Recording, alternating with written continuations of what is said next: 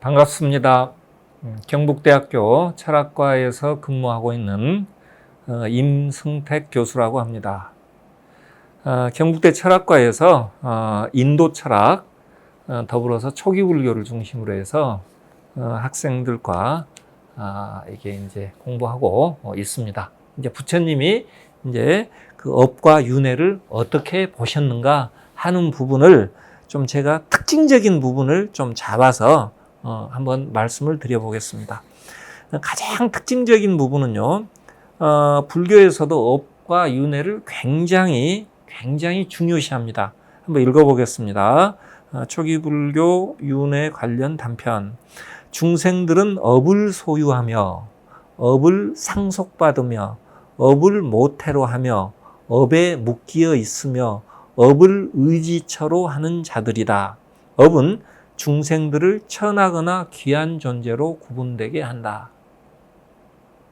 그러니까 업이 굉장히 우리 삶을 규정짓는다 이거예요. 규정짓는다. 그렇지만 이제 굉장히 그러면은 우리 삶을 그러니까 바라문교에서는요, 우리 삶을 업이 규정짓는 쪽으로 해석을 했는데 바로 그 지점에서는 이제 부처님도 상당 부분 동의를 하시는데 그럼에도 불구하고 부처님께서는 초기 불교에서는 그러니까 업에 대해서 굉장히 긍정적으로 해석할 수 있는 여지를 남겨요. 바로 이제 이 부분에 대한 개송을 한번 봐봅시다. 굉장히 섬세한 문구인데 그래서 주의 깊게 봐야 됩니다. 읽어보겠습니다. 나는 사악한 업으로 인해 지옥에 태어나게 되었다라는 그러한 주장에 대해서는 동의한다. 그러나 사악한 업으로 인해 지옥에 태어난다는 그러한 주장에 대해서는 동의하지 않는다. 무슨 차이가 있나요? 이미 태어난 것에 대해서는 인정을 해요. 그렇지만은 사악한 업으로 인해서 네 미래가 뭐죠? 지옥에 태어날 것이다 라고 하는 걸로 확정되지는 않았다 이거예요. 다시 말해서 얼마든지 바꿀 수 있다 이거예요. 그러면서 이제 이와 유사한 개송으로 가르침, 주변적인 가르침들이 꽤 많아요. 보면은 설령 어떤 나쁜 짓을 했다 하더라도 많은 선행을 베푸면은 겐지스강에 소금 한 덩이를 던진다 하더라도 겐지스강 물이 다 짜지지 않듯이 그만큼 많은 선행을 하면은 그 업을 이렇게 이제 만회할 수 있는 여지가 있다. 이런 어떤 말씀들을 하시는 겁니다. 또 나아가 봅시다. 사악한 업으로 인해 지옥에 태어난다는 그러한 주장에 대해서는 동의하지 않는다. 그것은 무슨 뜻인가? 무슨 까닭인가? 안 한다여 그러한 주장은 열애가 지닌 업에 대한 위대한 분석의 지혜와 다르기 때문이다. 이 부분은 바로 그겁니다. 그러니까 내 삶이 과거 영향을 받고 있다고 하는 거, 이건 부정하지 말라 이거예요. 그렇지만은 이 삶이 미래까지 결정된다. 이 부분은 인정하지 말라 이겁니다. 그게 바로 이제 사악한 업으로 인해 지옥에 태어난다는 그런 주장에 대해서는 동의하지 않는다. 이런 어떤 언급으로 구체화되는 거고요. 바로 그 부분을 다시 한번 확인시켜 주는 게 그 아래 개송입니다. 한번 읽어보겠습니다. 사람은 자신이 지은 업을 그대로 받는다. 그러므로 비구들이여 청정한 행위를 하지 않으면 바르게 괴로움을 종식시킬 기회를 얻지 못한다. 또한 사람은 자신이 받아야 할 업을 지니고서 그것을 그대로 받는다. 그러므로 비구들이여 청정한 행위를 닦으면 바르게 고통을 종식시킬 기회를 얻는다. 이렇게 이야기하죠. 업에 의한 영향을 받고 있지만은 그 받고 있는 거기에서 머물지 말라 이겁니다. 받고 있지만 받고 있음에도 불구하고 그 업의 어떤 영향력을 넘어설 수 있는 긍정적인, 다시 말해서 괴로움을 종식시킬 수 있는 청정 행위를 놓지 말라. 긍정적인 업 해석의 어떤 전형적인 면모를 보여준다. 이렇게 이야기를 할 수 있습니다. 그래서 미래의 삶은 결정된 게 아니죠. 그래서 이제 초기 불교 윤회의 독자적인 의의하는 부분으로 넘어가 보겠습니다. 여기에 이제 해당하는 구절 아까 잠시 이야기했지만 한번 읽겠습니다. 비구들이여 나는 의도를 업이라고 말한다. 다시 말해서 내면의 의도, 내가 이렇게 하려고 하는 마음, 의도, 그것 자체가 업이다 이거예요. 의도하고 난 연후에 신체와 언어와 마음으로서 업을 짓는다. 이런 어떤 언급을 하십니다. 악한 행위를 짓고 악한 행위를 함에 있어서 그와 같이 신체로 지은 업이 아닌, 그와 같이 언어로 지은 업이 아닌 마음으로 지은 업이 가장 중요한 것이라고 나는 말한다. 그러니까 그 마음에 따라서 우리가 어떻게 되죠? 그 마음에 따라서 우리 어떤 미래의 삶 혹은 윤회의 세계가 이제 펼쳐진다. 이렇게 이야기할 수 있습니다. 실제로 뭐 그런 예가 나옵니다. 그러니까 여기 말고 다른 어떤 경전 구절에서는요, 이게 사막을 지나는 나그네가 갈증에 의해서 이제 기갈로 이제 뭐라죠? 목말라 죽음에 딱 이르러서 죽을 때 생각하는 게 뭐겠어요? 물이겠죠. 물이겠죠. 그래서 이제 그런 사람들은 물만 생각하다 죽으니까 어떻게 되죠? 그 사람의 다음 생은 물이 있는 세계가 된다. 뭐 이런 언급이 나와요. 이런 언급들은 이제 뭐 비슷한 어떤 형태로 많이 나옵니다. 그건 이제 그 윤회의 세계가 결국에는 굉장히 심리적인 형태로 설명될 수 있다고 하는 그런 부분을 우리에게 이제 시사한다 이렇게 이야기를 할 수 있습니다. 이제 이러한 어떤 초기 불교의 해석과 구분이 되는 자인화교 쪽에서는 이제 반대로 어떻게 이야기를 하느냐. 자, 한번 읽어보겠습니다. 자인화교의 주장에 따르면 실로 신체적인 행위가 악한 업을 짓고 악한 업을 발생시키는 데서 가장 비난받을 만한 것이니 언어적 행위는 그와 같지 않으며 마음의 행위 또한 그와 같지 않다. 이런 어떤 언급이. 다시 말해서 마음이라든가 언어, 그러니까 신업, 구업, 의업 중에서 불교에서는 의업을 중시한 반면에 자인화교에서는 뭐죠? 신업, 구체적으로 몸으로 드러난 업을 중요시했다. 그리고 이제 그런 어떤 맥락에서 굉장히 실제론적인 윤회관을 가졌다. 이렇게 이제 불교하고 구분되는 어떤 그 당시 불교와 경쟁 관계에 있었던 자인화교의 사례를 이야기할 수 있습니다. 강의 안에는 제가 이제 정리를 못했지만요. 초기 불교에 있어서도 사실 윤회 과정이 어떻게 구체화되는가. 아까 이제 우파니샤드 구절에서 뭐 5화설 5단계를 거치고 그 다음에 2도설 2가지 윤회의 루트와 윤회를 벗어난 그런 어떤 경지에 도달하는 어떤 과정에 대한 그런 언급이 이제 나타나지만은 초기 불교에서도 그렇게 윤회의 과정을 정교하게 죽고 나서 뭐 곧바로 그 어떤 죽음의 의식이 오고 곧바로 이렇게 이제 의식이 아주 멈춘 게 이제 바방가 상태라고 하나요? 이게 이제 의식이 완전히 멈춘 상태가 오고 그 다음에 제세를 연결식으로 나가고 이런 개념들은 초기 불교에도 아직 없습니다.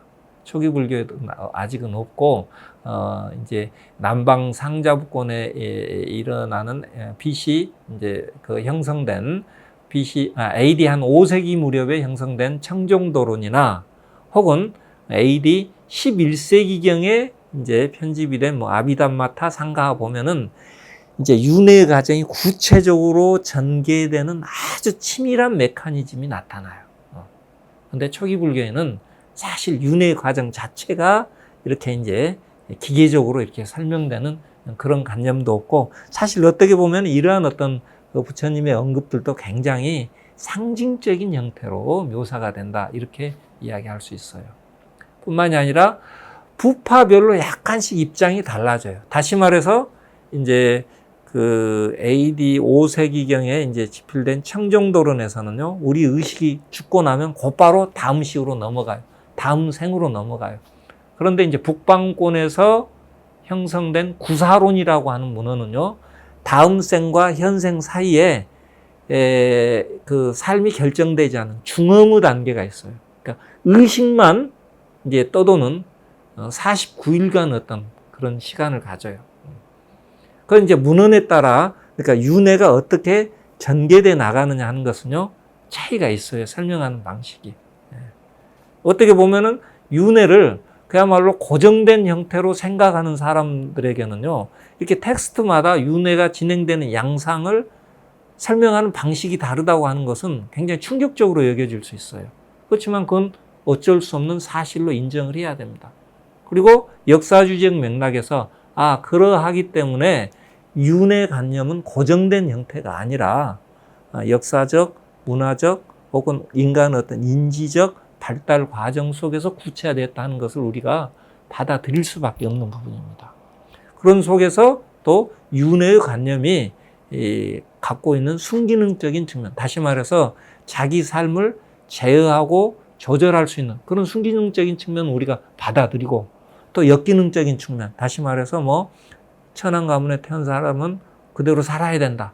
이런 관념은 이제 좀 벗어난, 우리 어떤 삶에 맞게 이걸 좀 창조적으로 건설적인 방면으로 끊임없이 재해석해야 할 필요성이 있는 겁니다.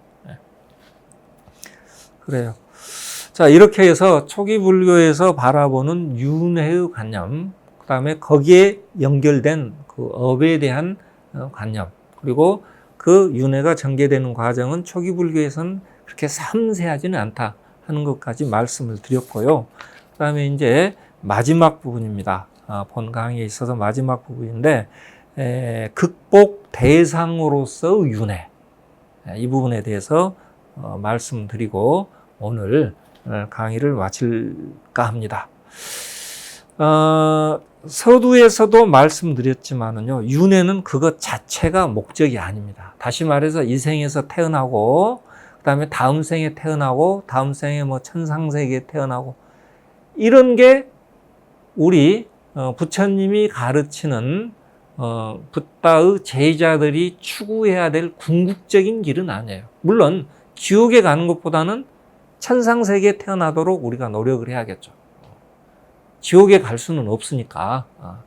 자, 그런 맥락에서 윤회의 어떤 삶이라고 하는 부분에 대해서 그 윤회가 우리 삶의 어떤 윤리적으로 이제 기여할 수 있는 부분은 찾아질 수 있겠죠. 근데 가장 불교에 있어서 최상의 가치는 뭐냐면은 해탈 열반에 이르는 겁니다. 자, 그 해탈과 열반이라고 하는 것은요, 다시 말해서 윤회의 경지를 벗어난 상태라고 하는 것. 바로 그 부분을 최상의 가치로서 불교에서 제시하고 있다. 이렇게 이제 이야기를 할 필요가 있습니다. 그래서 이제 이 부분에 대한 해당 경고 아주 이게 자주 쓰이는 표현들인데, 제가 말로 하면은요, 그러니까 윤회를 좀 절대화시켜서 이해할 수도 있어요. 그리고 그 부분에 대해서 아주 고착화된 사고방식을 갖고 있는 분에게는 충격적일 수도 있는데요. 이런 부분도 그러니까 우리가 분명히 한번 읽어드릴 필요가 있을 것 같아요. 자, 봐봅시다. 잘 해탈한 그들은 완전한 존재들이다. 이거 이제 아라한에 해당하는, 그러니까 그 붓다와 동일한 어떤 깨달음을 이룬 존재들에 대한 표현이에요. 잘 해탈한 그들은 완전한 존재들이다. 완전한 그들에게는 드러날 윤회가 없다. 이렇게 나옵니다. 다시 말해서 윤회를 넘어선 경지에 대한 표현입니다. 또 한번 봐보겠습니다. 수다니파타 1080번째 개송입니다. 무명을 소멸한 자에 대해서는 존재와 비존재를 헤아릴 기준이 없으며 말할 만한 그것도 존재하지 않는다. 모든 법이 완전히 끊어졌고 언어의 길 또한 완전히 끊어져 버렸기 때문이다. 다시 말해서 존재한다, 존재하지 않는다 라고 하는 것 자체를 말할 수 없는 경지로 들어간다. 그건 윤회를 벗어난 경지를 이런 식으로 표현한 겁니다. 그 다음에 또 아래에 이런 표현이 있어요. 이건 굉장히 이제 모든 그 경전들이 나타나고 나서 후렴구로 정형화된 형태로 나타나는 개송인데요. 한번 읽어보겠습니다. 해탈한 이에게는 해탈했을 때 해탈했다는 지혜가 있게 된다. 태어남은 다 했고, 여기서 태어남이라는 것은 다시 태어나지 않는다 이거. 다시 말해 윤회를 벗어난다 이거예요. 태어남은 다했고 청정한 행위는 완성되었으며 행해야 할 일을 마쳤고 다시는 이러한 상태로 향함이 없다고 알아차린다. 자, 깨달음을 얻은 자죠. 다시 말해서 해탈을 이룬 자는 윤회로부터 완전히 벗어난 자이고 다시 윤회의 상태로 되돌아오지 않는다는 것을 그 스스로 안다. 이거예요. 자, 이 말은 어떤 것을 의미하고 있느냐? 윤회라고 하는 것은 괴로움이 전개되는 현상세계고 그것을 벗어난 이상적 경지가 있다는 것이고 바로 그 이상적 경지가 불교에서 제시하는 궁극의 가치다 하는 부분을 말해준다. 이렇게 이야기를 할 수가 있겠습니다. 자, 이렇게 해서 간단하게 불교, 제가 이제 주 전공을 하는 초기 불교를 중심으로 해서 윤회의 관념이 어떻게 형성됐고, 그 다음에 그 관념과 긴밀한 상관관계에 있는 업관념은 또 어떤 형태로 윤회의 관념과 결부되어 있고, 그리고 그것이 이제 구체화되고 그것이 불교 전체의 어떤 가르침에서 의미한 바는 무엇이고 하는 부분을 개략적으로 말씀드렸습니다.